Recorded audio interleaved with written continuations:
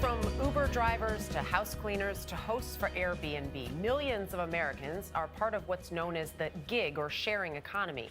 Instead of a traditional full-time job, they piece together an income where and when they can.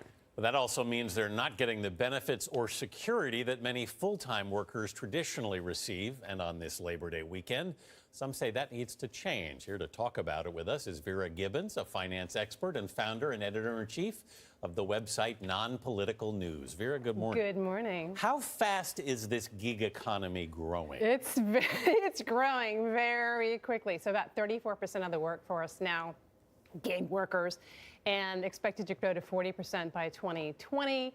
I mean, a lot of it has to do with what happened after the recession. The employers didn't want the financial commitment of bringing people on full time. It's an expensive proposition. Right. But you also have on the other side people who want the gigs. So they're there by choice, not because they have to be. Because it gives them flexibility. Yeah.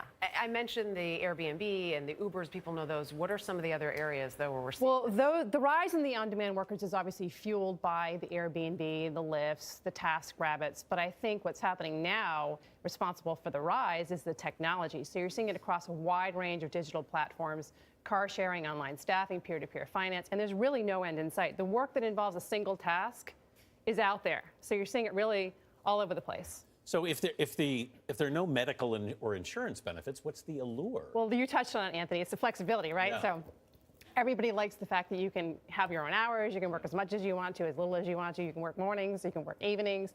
So that's the main draw. People, for the most part, are happy in these situations. They like the money, they say it's fun, they like the social aspect, but it is the flexibility that's key. Flexibility is great, but you do need some of those other things that you mentioned. So who are the people that are most attracted to these jobs? Well, the millennials primarily. I mean, they're the ones who are big in this game. But we are also seeing a growing percentage of the pre-retirees and the retirees get in too. So about 10% of pre-retiree households and 11% of retiree households are actually in the game too. And they like it for those same reasons. But again, it is the social aspect primarily for them. They like making a little extra money, and they don't have the financially dependent kids at home. Yeah, but some people say this new economy is kind of like the Wild West, that there's no real regulation here. I mean, that's the problem. So are we going to get there, do you think? Some are calling for oversight, complete regulation that you see in the traditional labor market. There's talk about portable benefits, for example. Lots of different balls in the air.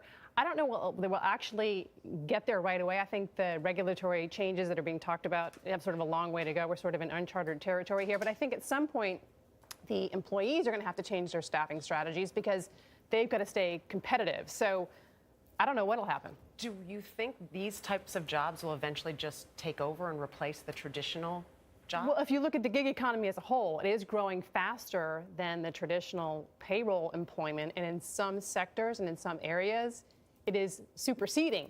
It is the primary mode of employment. So it'd be interesting to see how this actually shakes out, particularly when you have these new technologies coming on board. You've got the self-driving cars, you've got all these different technologies, drones, artificial intelligence. Yeah. So what will the gig economy look like down the line? Nobody knows. 10 years from now, it's going to be very different. It's just not going away, though. I think it's just going to explode. Yeah, 10 years ago, we didn't have Uber. Yeah, exactly. Exactly. All right, Vera Gibbons, thanks so much for being with us this morning.